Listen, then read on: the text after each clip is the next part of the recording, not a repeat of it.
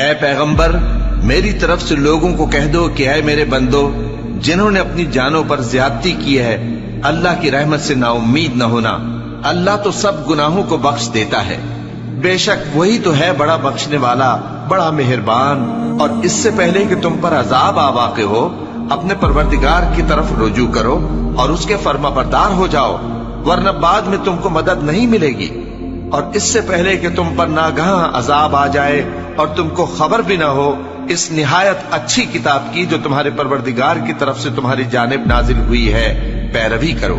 ایسا نہ ہو کہ اس وقت کوئی شخص کہنے لگے کہ ہائے اس کوتاہی پر افسوس ہے جو میں نے اللہ کا حق ماننے میں کی، اور میں تو ہنسی ہی کرتا رہا، یا یہ کہنے لگے کہ اگر اللہ مجھ کو ہدایت دیتا تو میں بھی پرہیزگاروں میں ہوتا، یا جب عذاب دیکھ لے تو کہنے لگے کہ اگر مجھے پھر ایک دفعہ دنیا میں جانا ہو تو میں نیکوکاروں میں ہو جاؤں۔ ارشاد ہوگا کیوں نہیں، میری آیتیں تیرے پاس پہنچ گئی تھی مگر تو نے ان کو جھٹلایا اور شیخی میں آ گیا اور تو کافر بن گیا۔ اور اے مخاطب، جن لوگوں نے اللہ پر جھوٹ بولا، تم قیامت کے دن دیکھو گے کہ ان کے چہرے سیاہ ہو رہے ہوں گے۔ کیا تکبر کرنے والوں کا ٹھکانہ دوزخ میں نہیں ہے؟ اور جو پرہیزگار ہیں ان کی کامیابی کے سبب اللہ ان کو نجات دے گا، نہ تو ان کو کوئی تکلیف پہنچے گی اور نہ وہ غمناک ہوں گے۔ اللہ ہی ہر چیز کا پیدا کرنے والا ہے اور وہی ہر چیز کا نگراں ہے۔ اسی کے پاس آسمانوں اور زمین کی کنجیاں ہیں، اور جنہوں نے اللہ کی آیتوں سے کفر کیا وہی نقصان اٹھانے والے ہیں۔ اللہ تعالیٰ نے قرآن میں کیا فرمایا؟ قل یا عبادی الذین اسرفوا علی انفسہم لا تقنطوا من رحمت اللہ ان اللہ یغفر الذنوب جمیعا انہ هو الغفور الرحیم، کہ اپنے بندوں سے کہا کہ اے میرے بندو تم اللہ کی رحمت سے مایوس مت ہونا، بے شک اللہ تعالیٰ تمام گناہوں کو معاف کر دے گا اور بڑا غفور رحیم ہے۔ تو اللہ نے کمٹمنٹ دی ہے کہ جب تم توبہ کرو گے تو اللہ تعالیٰ تمہارے گناہوں کو ضرور معاف کرے گا، اور اللہ سبحانہ تعالیٰ نہ صرف معاف کرے گا بلکہ ایک جگہ پہ قرآن میں اللہ تعالیٰ نے کیا کمٹمنٹ دی کہ جب تم توبہ کرو گے الا من تاب وآمن وعمل عملا صالحا فاولئک یبدل اللہ سیئاتہم حسنا۔ اللہ سبحانہ تعالیٰ یہاں پر یہ کمٹمنٹ نہیں دے رہا کہ میں صرف گناہ معاف کر دوں گا، بلکہ اللہ کی طرف سے وعدہ ہے، کمٹمنٹ ہے کہ جب تم اللہ کی بارگاہ میں توبہ کرو گے، جو شخص بھی توبہ کرے گا، ایمان لے آئے گا، نیک اعمال کرنا شروع کر دے گا، اللہ تعالیٰ فرماتا ہے کہ میں اس کے گناہوں کو نیکیوں سے تبدیل کر دوں گا۔ تو اللہ تعالیٰ گناہوں کو نیکیوں سے تبدیل بھی کر دے گا۔ تو استغفار کا مطلب کیا ہے کہ ہم نے اپنے گناہوں پہ توبہ کرنی ہے۔ جب ہم توبہ کثرت سے کریں گے تو اللہ تعالیٰ اس کے ذریعے سے ہمارے رزق میں برکت عطا فرمائے گا۔ اب توبہ کرنے کے لیے شرط کیا ہے؟ توبہ صرف ایسی نہیں ہے کہ بس دل میں یقین ہے کہ نہیں گناہ تو میں کرتا رہوں گا لیکن ساتھ ساتھ توبہ، 2 رکعت نفل توبہ کے بھی چل رہے ہیں اور گناہ بھی ساتھ ساتھ چلے جا رہے ہیں اور جی میں توبہ تو کر رہا ہوں، یہ توبہ نہیں ہے۔ توبہ کے بارے میں کچھ شرائط ہے جو علماء نے بیان کی ہیں، اہل علم نے۔ پہلی شرط کیا ہے کہ انسان اس گناہ کو فوراً چھوڑ دے، فوراً چھوڑ دے۔ مثال کے طور پہ کوئی شخص میوزک سنتا ہے، میوزک کیا اللہ کی نافرمانی ہے، اللہ تعالیٰ نے بھی منع فرمایا، اللہ کے رسول صلی اللہ علیہ وسلم نے منع فرمایا۔ اب ایک طرف وہ کہتے ہیں میں میوزک بھی سنتا رہوں گا لیکن ہر روز 2 رکعت نفل صلاۃ التوبہ بھی پڑھتا رہوں گا، تو یہ توبہ نہیں ہے۔ توبہ کی پہلی شرط کیا ہے کہ اس گناہ کو چھوڑنا ہے، جس گناہ سے بھی آپ توبہ کرنا چاہ رہے ہیں اس گناہ کو چھوڑنا ہوگا، پہلی شرط۔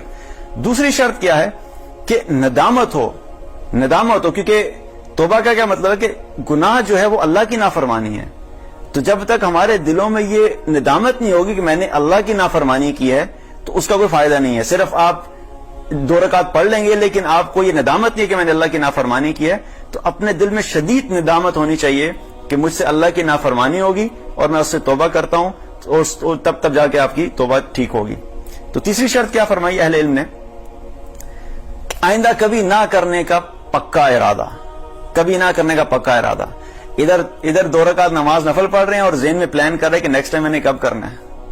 کانسرٹ پہ جانے کی عادت پڑ گئی تھی، کانسرٹ تو چھوڑ، ابھی کانسرٹ سے ہو کے آیا کوئی شخص اور اس کو احساس ہو گیا کہ مجھ سے غلطی ہو گئی ہے، اس نے توبہ کر رہی، لیکن ساتھ ہی اٹھنے کے بعد چیک کر رہا ہے کہ اگلا کانسرٹ کا شیڈیول کب جا رہا ہے، نیکسٹ کانسرٹ کب ہونا ہے۔ تو یہ کوئی توبہ نہیں ہے۔ آئندہ کبھی نہ کرنے کی پکا ارادہ ہونا چاہیے کہ میں آئندہ زندگی میں اس چیز کو کبھی نہیں کروں گا۔ تو یہ 3 شرائط بیان فرمائی۔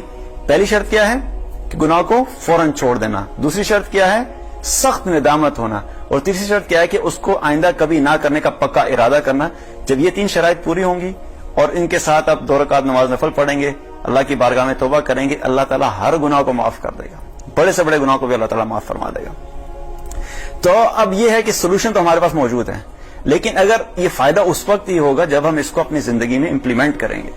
اگر ہم اس کے اوپر عمل نہیں کریں گے تو یہ صرف باتیں رہ جائیں گی اور اس کا ہمیں فائدہ اپنی زندگی میں نہیں ہوگا. اس کی ایگزامپل ایسے ہی ہے, کوئی شخص آ کے, کیونکہ مجھے اکثر میسیج آتے ہیں, لوگ کہتے ہیں جی رزق کا مسئلہ ہے, ہمارے لیے دعا کریں ہمارے اللہ تعالیٰ ہمارے رزق میں برکت دے دے. بہت سے لوگوں کا مسئلہ ہے, اور آج کل تو بہت زیادہ کامن ہو گیا, ہر انسان کو سب سے زیادہ فکر جو ہے نا وہ کس چیز کی, اپنے رزق کی ہے. جب بھی ڈسکشن ہوتی ہیں کسی سے, تو جب لوگ اپنے مسائل کا ذکر کرتے ہیں تو اس میں سب سے مین مسئلہ کیا ہوتا ہے, بس میرے لیے دعا کریں اللہ تعالیٰ میرے رزق میں برکت دے دے, دعا کریں اللہ تعالیٰ ہمارے رزق میں کشادگی دے دے. تو یہ بہت بڑا مسئلہ بن کے لوگوں کا. اب اس کا سولوشن اللہ نے دیا ہے, تم توبہ کرو, استغفار کرو, اللہ کے رسول صلی اللہ علیہ وسلم نے بتایا. اب اگر ہم نہیں کریں گے تو تب تک ہماری زندگی میں مسئلے حل نہیں ہوں گے. ایگزامپل اس کی ایسے ہی ہے کہ کسی شخص کو سخت بھوک لگی ہوئی ہے, آپ اسکول سے آئیں اور شدید بھوک کی حالت میں ہیں, اور آتے ہی آپ کہتے ہیں امی کو کہ بہت سخت بھوک لگی ہوئی ہے, تو امی کیا کہتے ہیں, کھانا لگا ہوا کھانا کھا لو. پھر 1 منٹ گزرتا ہے, آپ دوبارہ جائے کہتے ہیں مجھے بڑی سخت بھوک لگی ہوئی ہے, ہمیں پھر کہتے ہیں کھانا لگا ہوا کھانا کھا لو. بھوک کا سولوشن کیا ہے, کھانا کھانا. پھر آپ 3 دفعہ کہتے ہیں, 4 دفعہ کہتے ہیں, تو چوتھی جو امی بھی ریٹ ہوتی ہے, کھانا لگا ہوا کھانا کھا لو. تمہارے اپنے ہاتھ میں سولوشن ہے, تمہیں سولوشن بتا دی ہے.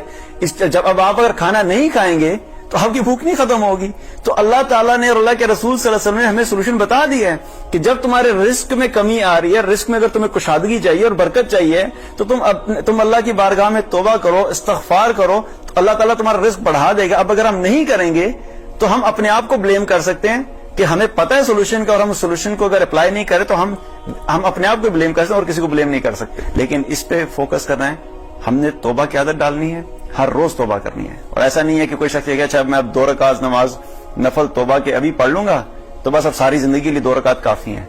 کثرت سے کرنا ہے, ہر روز کرنا ہے. اور یہ بھی نہیں ہو سکتا کہ کوئی شخص ہے کہ مجھے آپ بتا دیں میں اگلے 1 سال کی توبہ جو ہے نا اکٹھی ایڈوانس میں ہی کر لوں. ایسا نہیں ہو سکتا. کبھی کھانا بھی ہم 1 سال کا ایڈوانس میں نہیں کھا سکتے, رائٹ. پورے سال کا کھانا جو ہم ایک دن کر کے ہی کھاتے ہیں.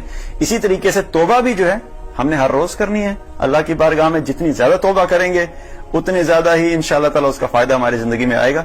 اللہ سبحانہ تعالی ہم سب کو عمل کی توفیق عطا فرمائے.